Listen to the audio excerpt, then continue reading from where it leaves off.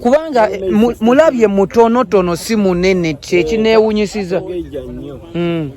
Ye wa mugaso kikalo omuntu waba amulimye kasooli ono? Vitamin A. So it works on vision, it works on... So it is also fortified maize like the zinc and iron rich beans. Yeah. Kati woba omusimbye ennyo ennyonyo wakwokya oba wakola ki wakussa mu kyuma kulya kawunga? Beta nga bamukubye buwunga munya porridge naye nga n'okumulya nga ali fresh asobola okuliibwa. Yeah. So kati engeri gy'alabikamu wano eminwe egyo olaba nga yeyo best ye kasooli oyo oba ebirungo tebyali bingi ebimala wansi awo? Yabulamu yali a bit shocked by at some stage bamuwataringa bulungi nnyo emirimu gyagenda nigyebera mingi nnyo wano nga balina olabira enimiro nyingi so kati ne batamufukiira bulungi nnyo mazzi asobola okukola okugeja n'asinga wano obunene naye lwakuba nti weather yali a bit funny, that's why asobola okufuna kuba oyingirako munda wali munda n'olaba eminwe girimu you can tell the difference. So mentioning what was lacking is amazzi emabegaawo waba omusana gubadde gwaka. So was it just water that was lacking or even the soil? I think also the application regime for the fertilizer regime for the recommendation. Because if you have moved and seen what other guys demos are looking like, you would tell the difference. Yeah, because I went somewhere yesterday and they were so big and I was wondering, is this like a special type? And it looked like it reminded me of the local maize we used to have in the 90s when I was growing up. Yeah, no. This is improved version, but it was an aspect of sort of fertility management. You can't even see the stalk. So it's called yellow orange maize. It is called narrow maize 63. It is its official name. Narrow maize 63. 10 to 115 days. It's almost like the normal range of the maize variety. Most of the maize is the older varieties were usually about 120 days. But now this is actually a bit more reduced, by the difference not very significant anyway. Probably 100 and this one just 10, the other ones are 120. The latest maturing is 135 days. Latest. So those are like 3 and something months. 2 and 15 days. 135 days. It is 2 months and 4 months and 15 days, 4.5 months. 4.5. Yeah. It's 4.5. Yeah, I was wondering. 2 and 120. 30 days. In Uganda, we only have one variety that is 90 days. Like, do we, you guys know more information. Do we still have those local maize we used to have in the 90s? Local is there, but it's in Inaro we maintained. We improved the traditional varieties to come up with these. Yeah. If you go to some areas, some people have concern with their traditional varieties that can grow as tall as... Yeah, but I'm asking, do we still have them in Uganda? They are not there because there is a lot of improved varieties that have saturated, and there is a lot of cross pollination. So you cannot find something... So ours originally faded away? They should have faded.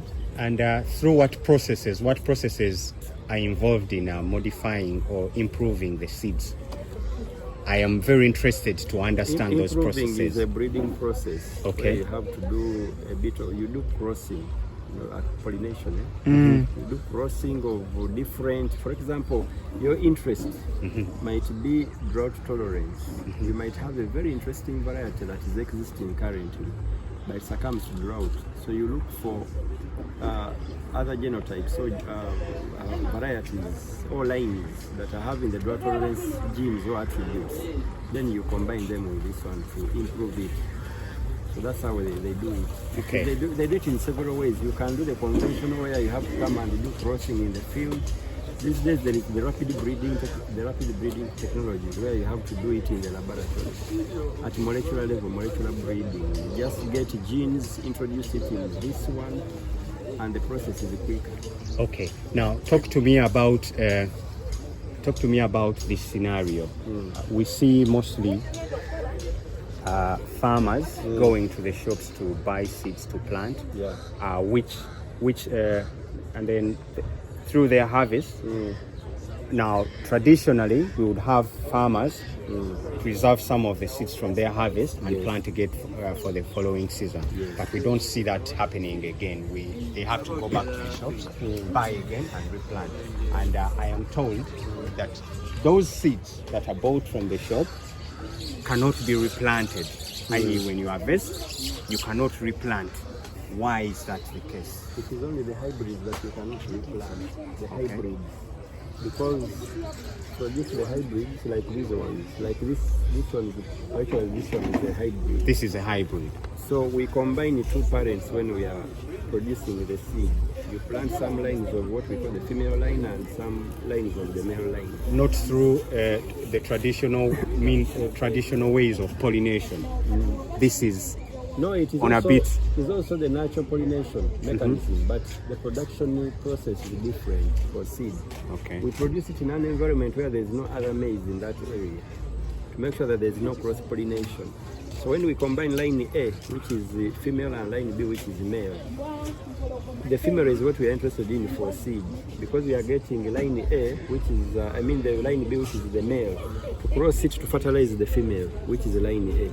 So what we do, we plant like 3 lines of the female, 1 line of male, 3 lines female, 1 line female. So we continue the same pattern for a full acre. And if we are planting 100 acres, we follow the same pattern.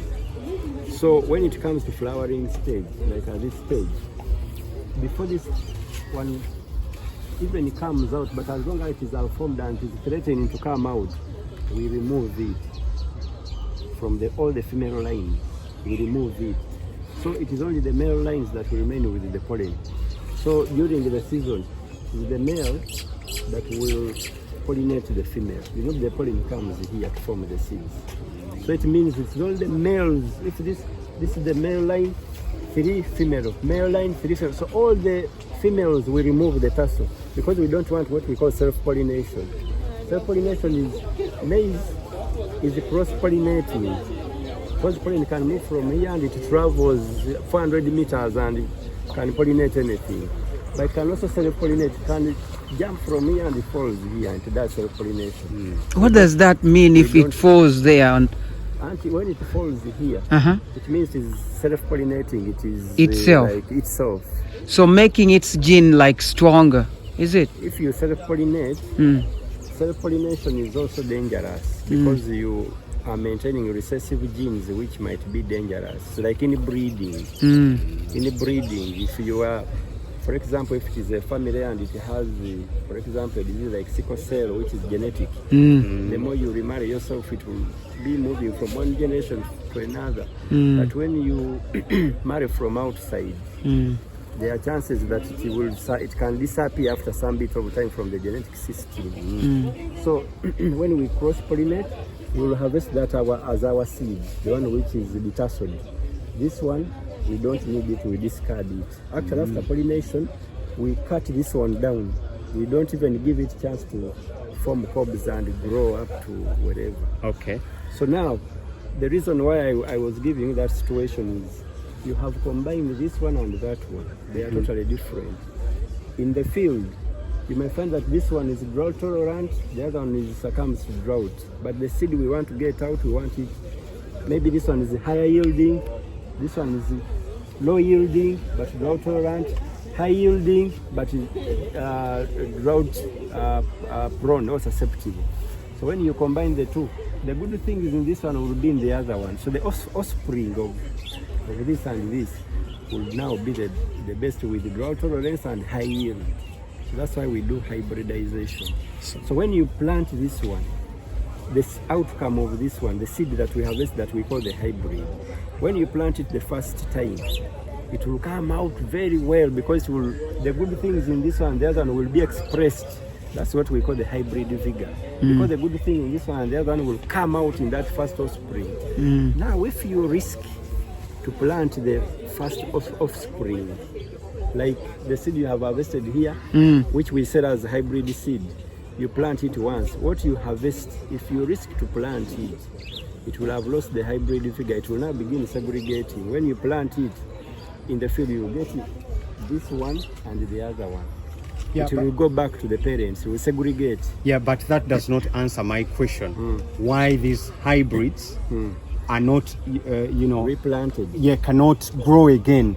That is what I was explaining. Because it will segregate, it undergoes segregation. When you plant the hybrid the first time, if you get, for example, 25 bags per acre, when you replant that, you might get maybe even a quarter of the yield. Even if you have the best nutrients. Even if you have the best, because it will segregate and it will go back. When you plant, the field will be uneven. If the line A was short, line B was tall, line A was drought tolerant but low yielding, line B was drought susceptible but high yielding, now they will go back to their individual lines. They will segregate. So now, even before, pollination would occur in the fields. That's why we used to see maize. You could find that some lines are white and then you find some bits of purple seeds, red in some cases, or yellow. However, in the same fields, our grandparents used to harvest from the same field, store their seeds in order to plant another season. The question why don't we see this? We can do that for OPV maize, what we call the open-pollinated varieties of the maize. For them, they are not hybrids. You can replant the seed over and over and it will not change. Genetically, it doesn't change. Unless you're having another field nearby where cross-pollination will occur. But in the past, we used to have only traditional varieties and they were open-pollinated. So they are not hybrids. So it means there's nothing like segregation. For them, they are stable. An OPV line is stable. It's like even these individual lines that we combine to plant hybrid maize, as individual lines, they are stable. If you plant it over and over and over, it will remain the same. So that is the only one that you can maintain. And replant over and over. So, for example, in Uganda, the OPV varieties we have in maize currently is Longe 5 and MM3. Those you can get the seed and select the best cobs, plant again the next season. Select the best cob, plant forever. Now we have it's my first time hearing hybrid, but I've been hearing the traditional seeds. I call them traditional. You said POV, OPV. Now those are the ones I refer to as traditional seeds. OPV may not necessarily be traditional. Open-pollinated variety. Can we say that those are the ones that existed? Let me call them open-pollinating. What I'm meaning, even crops like this is cowpea. It is an open-pollinated, what we call it open-pollinated variety, or self-pollinating crop. It means, for it, the concept is that it is inbreeding. We don't worry about, even in seed production, we don't bother to say that this is male, this is female. Again, remove the flowers of the other one. It is those that are cross-pollinating that we worry about. Now we hear about there are those seeds which can be replanted for generations, but there's also GMO. Now I'm hearing hybrid. Is there a relationship between hybrids and GMO, genetically modified organisms? GMOs, GMOs are totally different because they do, the way they are produced, they introduce kind of artificial genes to fight something, but hybrids are bred in the conventional way. For them, it is just getting this. As genetic modification is to do with genetic engineering, meaning that you're playing around with things in the laboratory. You also did mention that sometimes the pollination is, the process of pollination is takes place in your laboratories for hybrids. No, biotechnology is the biotechnology in breeding is different from the genetic engineering. The biotechnology, it only just helps you to identify if you have planted how many lines, it only helps you to identify which lines. It is just like a tool for analyzing which of the several lines has the desired genes for maybe drought tolerance. It is just a technology for helping you to identify which crop quickly has, instead of first of all, because the conventional way was you get all the different lines, first plant them in the field, subject them to different stresses, and then others, if you are looking at drought tolerance, others irrigate them, others don't put any water at all, and others give this quantity of water. Then the different lines, then you try to identify which one can survive even under extreme conditions. That's the one that you select for drought tolerance. But now biotechnology helped us to identify at molecular level genes for drought tolerance. So you don't extract the gene from the plant like this and then you're putting it here. Once you have identified the lines which have drought tolerance, those Bazungus have even developed a technology to identify even at what particular allele within the gene or within the DNA system is the drought tolerance gene located at what allele. So that is how they manage to select the lines with whatever trait they want. Then they select from among the population they have that this is the one that we have that has this.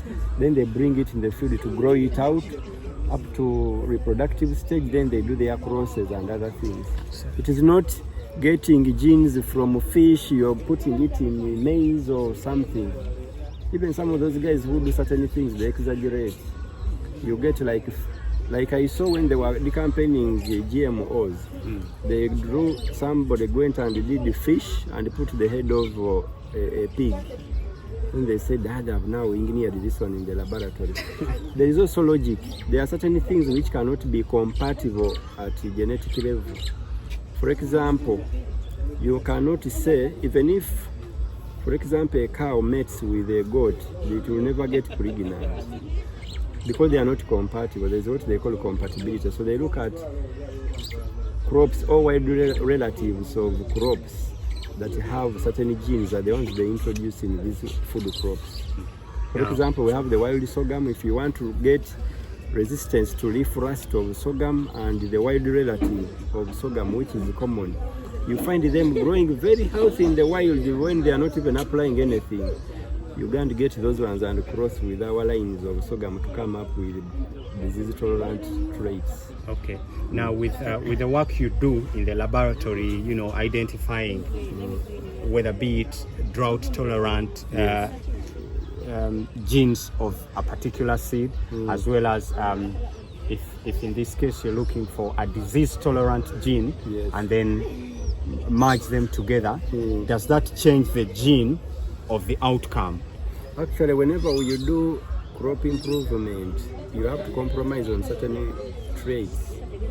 You might combine this one which is drought tolerant with the other one which is high yielding, and then you might disorganize the test. The most salient example I want to give you are the bananas. I think you have heard of the matoke. The matoke. There is this banana that Kawanda developed that can grow taller than me. The real banana.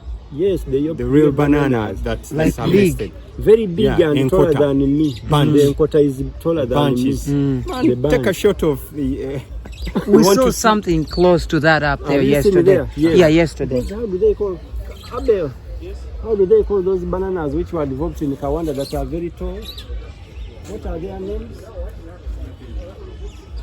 Not in Porogoma. Fear. Fear. Yes, that's right. Fear. Now that name is very popular. Fear. Is that banana that can grow up to this level? A bunch. A bunch is was it invented by him?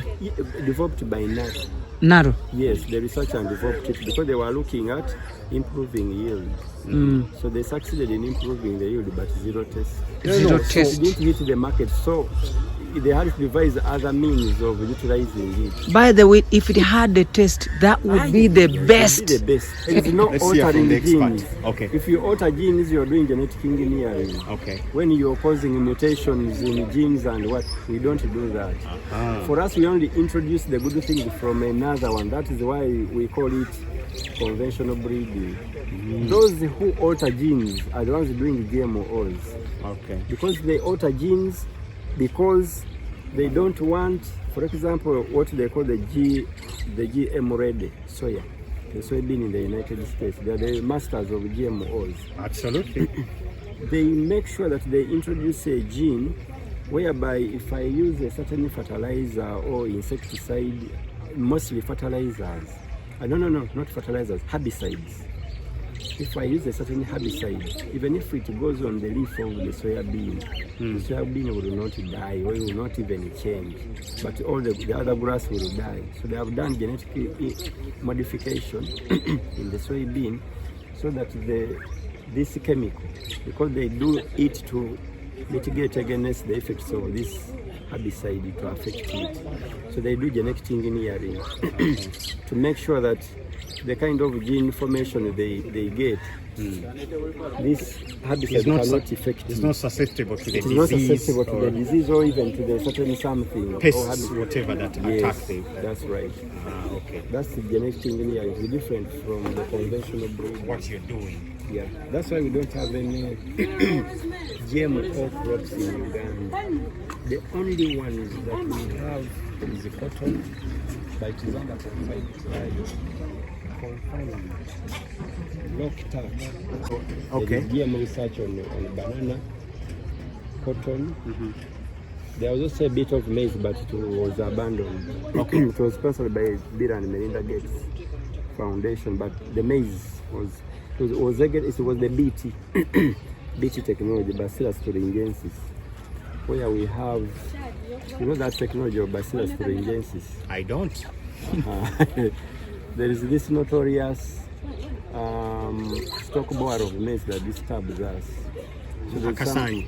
Akasanya akabera stalks. All right. So they developed some, I think it's like kind of an insect. They developed the plant with the ability, like toxins in it, to kill off.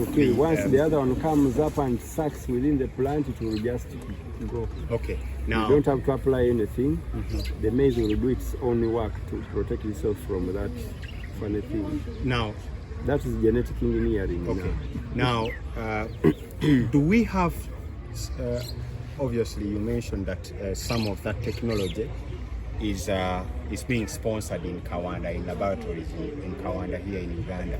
Do we have some of those crops, genetically modified crops, being, Yeah, no, we don't have any GMO crops in Uganda, or any GMO seed or any crop approved and in the market. Okay. All the crops developed by Naro are conventionally bred and they are non-GMOs. Okay. Yeah. But do we have, is Uganda investing in that research, in research of GMOs?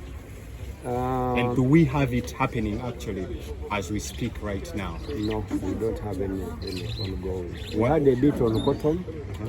We had a bit on cotton because it is not a food crop. And that was stopped. That was for fiber. Yeah, they did the research, but unfortunately, nothing could beat. Even if the technology, even if they selected and identified those that could be worth for seed production and marketing and distribution, they couldn't be done because there is no legal framework for GMOs in Uganda. There's no, so it is illegal to do anything with them. Yeah. There was something I picked out that leaves a gap somewhere. Whenever you do all this crossbreeding and all that, there are some things that you cannot control. Like some traits of a seed, another seed, as you crossbreed, as you invent, as you develop, like you said, like you might lose out on some great qualities like taste or height or what. And what are they doing about such things? Like, is there some other people who are trying to say, now we're losing out on this great quality? What can we do, like, to as well as the nutritional value, the nutrition content of those seeds that are, Actually, they endeavor to balance as much as possible. I only gave the banana, it was an extreme case where I think they didn't look at other variables. But now, these days, the kind of breeding that is being undertaken is informed by the industrial demands. So they are targeting, if their processors are saying, now for the case of For example, groundnuts, they are saying these ones are like this. When you mill them, they are like swan. So they try to respond to the market demands, and that is what it is demand-driven breeding. So we narrow interfaces with the end users, the industry, the users of technologies, and ask for what their preferences are. Of course, in the comparison to what is existing that they are using. Then that guides, informs the breeding agenda. That's why you're now seeing we have fortified beans, because the narrow is now focusing on, first of all, nutrition is a key concern in Uganda, climate resilience. That's why we are looking at drought-tolerant crops and varieties of different crops, and also industry, the processing qualities. So that is the core agenda. If you look at the trend of varieties that have been developed between 2015 to date, we have addressed all those. Climate change, we have now varieties that are adaptable even in Karamoja. Karamoja never used to produce anything. Dry. But now you try to take there, we have sorghum, look at that red sorghum there. Very well in Karamoja. We did trials before release. Beans are being grown in Karamoja, millet. Most of the crops are now invading Karamoja also, even if it is just a short period of rain. These crops will, once they establish, they will push on until the end. They're adaptable. They're adaptable. They're resilient. So they try now as much as possible not to lose the taste, nutritional content, nutrition, taste, drought resilience, and processing quality. That is the focus. And we have addressed that in almost all the crop technology Varieties that in the you beans, are coming in up the with. Because for the beans, we're also doing pre-cooked beans. We use some of these iron-rich beans. People now, we are looking at environmental concerns, cutting down trees and so on. So we pre-cook and pack it for unitins. As the urban dwellers, you just boil it a bit for 15 minutes, it is ready, and so you pre-cook it a bit to a certain level. Okay. Yeah, so that's where we are going. He was asking about, now you can't control certain conditions when you are crossing conventionally, you cross this and the other one, even the bad things in this one are crossing into this one. Then that's why you have to go through another selection process. Whatever you've got as an outcome of combining A and B, again you plant them out for several cycles. As you keep selecting, that will reflect whatever traits you need. You keep selecting. That's why developing a variety conventionally will take between 7 to 10 years. Because you are relying on nature and seasons. You have to wait for, if maize matures in 4 months, you have to wait for 4 months harvest, and then you're observing during the season. Then again you harvest those, then you replant a few seeds from each cob, then observe how they are growing until you get one which is stable. So it is multiple crossings and selection. Before you come up with one final one that you think is addressing whatever you need. That is deployed to the market. Exactly. It's just like this thing so when people were trying to do a vaccine for corona. People were saying, oh, when is it coming? But say, we need 5 months, 7 months. But the vaccine came even early. Vaccine research is supposed to take years. It was half-baked. That's why we are seeing a lot of conditions of people just collapsing and dying. Me, I'm Chris Muwonge. I work with the Narrow Holdings Limited, the private wing of Narrow. What is Narrow? The people may not know what Narrow is. The National Agricultural Research Organization, responsible for developing, for research and development of new technologies in agriculture, specifically covering crop, livestock, fish, forestry, agro-machinery, and then cross-cutting areas. What like about birds? Gender and youth, even birds is among the livestock, the poultry. Birds are livestock, I didn't know. Birds is, when we talk about livestock encompasses or anything called an animal except fish. Okay. Yeah. Another last question. Is this research